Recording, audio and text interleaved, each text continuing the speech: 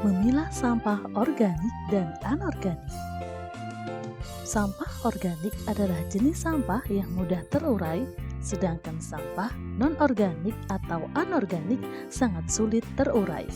Bahkan ada beberapa jenis yang membutuhkan waktu hingga 500 tahun untuk terurai sepenuhnya. Memisahkan dan mengelola sampah organik dan non-organik perlu dilakukan. Hal ini juga dapat berpengaruh dalam upaya menjaga kelestarian lingkungan hidup. Perbedaan sampah organik dan anorganik. Yang pertama, perbedaan sumbernya. Sampah organik dan non-organik memiliki sumber yang berbeda. Sampah organik dihasilkan oleh organisme yang hidup. Sebaliknya, sampah non-organik merupakan produk dari organisme tidak hidup dan merupakan hasil dari campur tangan manusia.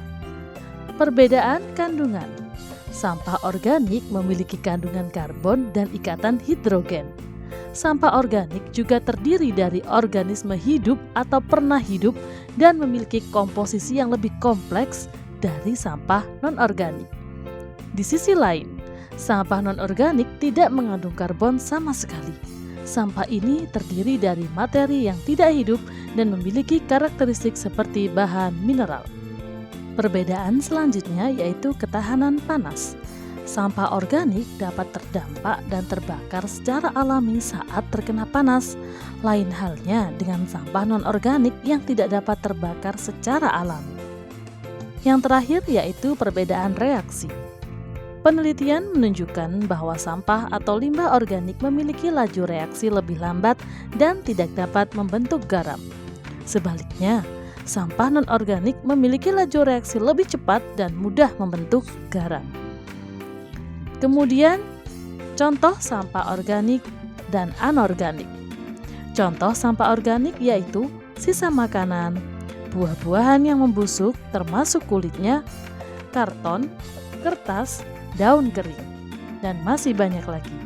Contoh sampah anorganik yaitu kaleng aluminium, styrofoam, kertas kaca, logam, kemasan plastik, kaca, dan keramik. Pengelolaan sampah organik dan anorganik. Cara mengelola sampah organik relatif mudah karena dapat terurai secara hayati. Selain dibuang melalui tempat pembuangan akhir atau TPA maupun didaur ulang, sampah organik juga dapat dibakar. Namun, cara pembakaran tidak disarankan karena dapat menghasilkan asap beracun.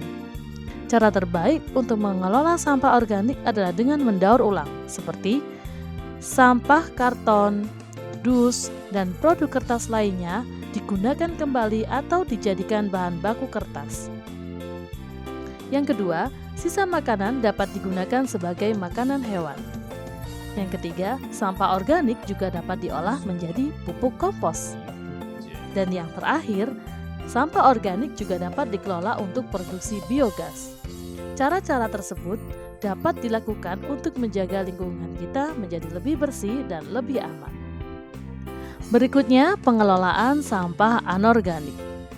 Untuk mengelola sampah non-organik, Anda tidak disarankan membuangnya sembarangan, membakar, atau menguburnya di tanah.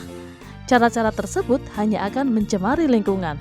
Beberapa cara mengelola sampah non-organik yang lebih ramah lingkungan adalah: yang pertama, seleksi dahulu sampah yang dapat digunakan kembali. Misalnya, toples bekas selai dapat dijadikan tempat pensil atau penyimpanan bahan makanan lain. Yang kedua, pisahkan sampah non-organik berdasarkan jenisnya dan salurkan atau buang melalui pemulung atau bank sampah yang tersedia.